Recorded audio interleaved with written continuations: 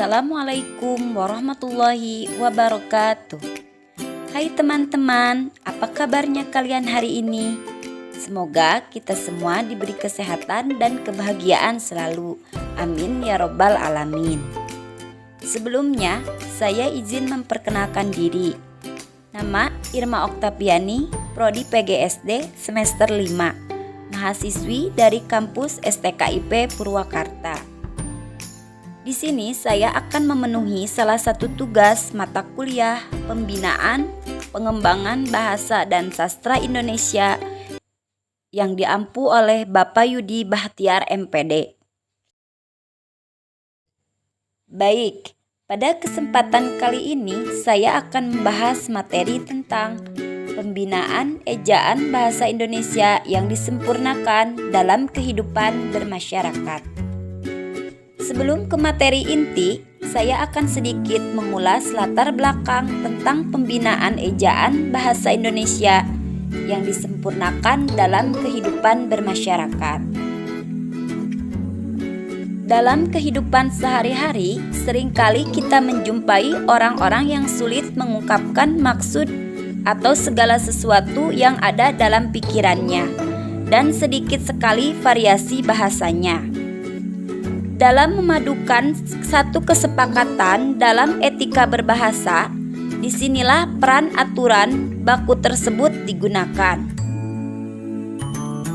Dalam hal ini, kita selaku warga negara yang baik hendaknya selalu memperhatikan rambu-rambu ketatabahasaan Indonesia yang baik dan benar.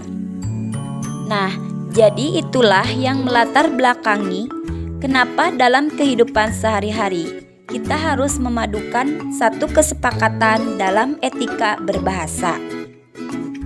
Kemudian kita lanjut ke pembahasan selanjutnya, yaitu pembahasan inti. Yang kesatu, apa sih pengertian dan pembinaan ejaan bahasa Indonesia? Pengertian dan pembinaan ejaan bahasa Indonesia. Kata ejaan berasal dari bahasa Arab hija, menjadi eja yang mendapat akhiran an. Hakikat bahasa Indonesia adalah bahasa lisan. Bahasa tulis merupakan turunan dari bahasa lisan.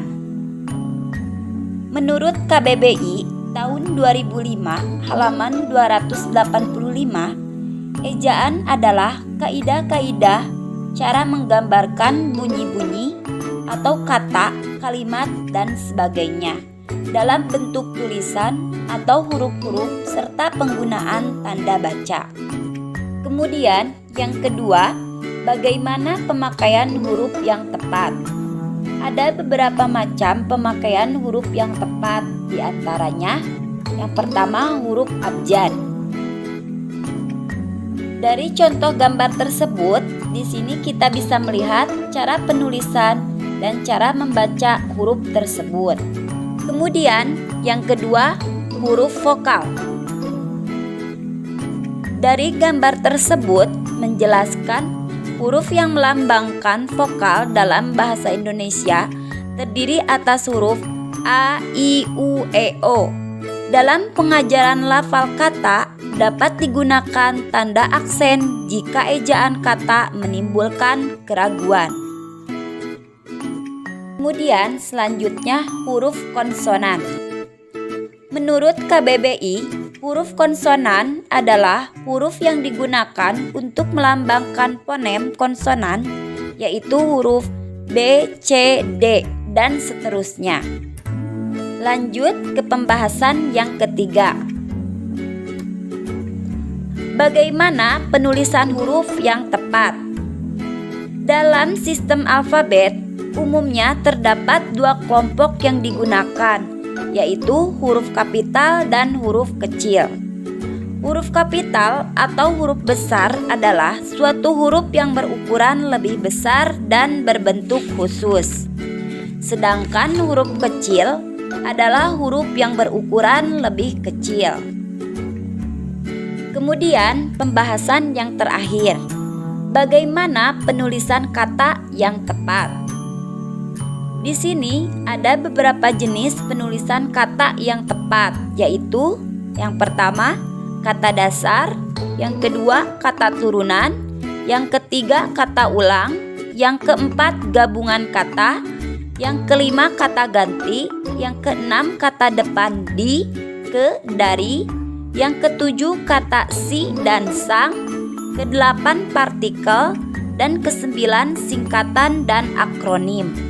Dari tujuan dan manfaat pembinaan, pengembangan bahasa Indonesia adalah usaha yang ditujukan untuk memelihara dan mengembangkan bahasa Indonesia, bahasa daerah, dan pengajaran bahasa asing, supaya dapat memenuhi fungsi dan kedudukannya.